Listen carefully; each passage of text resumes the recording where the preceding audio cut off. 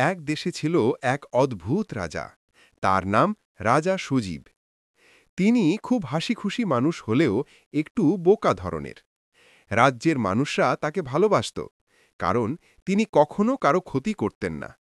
তবে তিনি মাঝে মাঝে এমন কিছু করতেন যেটা দেখে সবাই হেসে গড়াগড়ি খেত।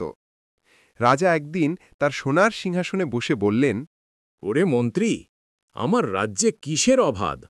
মহারাজ, সব আছে, শুধু একটা আসল সিংহ নেই। আসল সিংহ? ও তো বনে থাকে। রাজপ্রাসাদে সিংহ রাখলে কি মজা হতো না? মন্ত্রী চমকে উঠে বলল, মহারাজ, আসল সিংহ হলে আপনাকেই খেয়ে ফেলবে। হাহা, আমি তো রাজা, আমাকে কে খাবে? অন্যদিকে বনে থাকত এক সিংহ, তার নাম সিংহরাজ। সে ছিল গম্ভীর, কিন্তু মনের দিক থেকে দারুণ বুদ্ধিমান। মানুষরা ভাবে আমি ভয়ঙ্কর, কিন্তু আসলে আমি খুব শান্তিতে থাকতে চাই।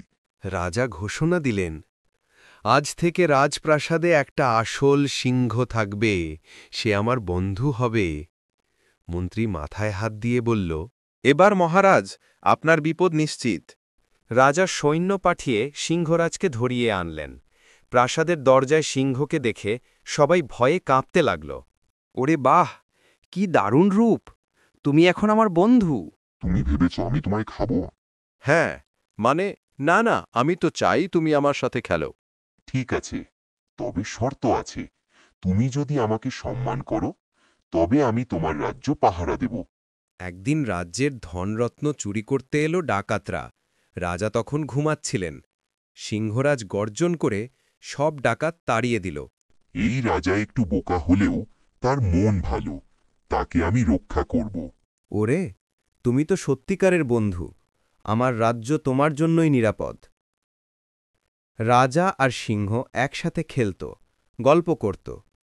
কখনো রাজা সিংহের পিঠে চড়ে গ্রামে যেতেন, তখন গ্রামবাসীরা হেসে উঠত। শিক্ষা: বন্ধুত্ব সবসময় শক্তি বা ভয় দিয়ে হয় না। সত্যিকারের বন্ধুত্ব হয় ভালোবাসা আর বিশ্বাস দিয়ে।